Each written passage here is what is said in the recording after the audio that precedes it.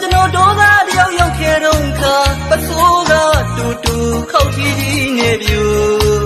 ဟိုအပြူဒီအပြူတွေ့ကြတော့မှလောင်ရပြန်သဘောပြူ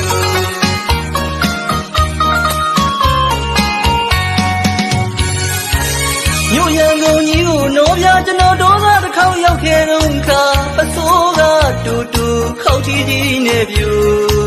ဟိုအပြူဒီအပြူတွေ့ကြတော့မှလောင်ရပြန်သဘောပြူ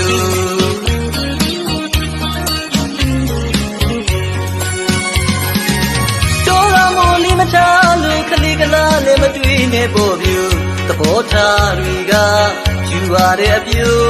အမိတို့မျိုးကလူတွေလို့မိတ်ကလိမ့်လို့ကာလာမချေလို့စိတ်တက်တွေလေပြင်ကြပါဗျူ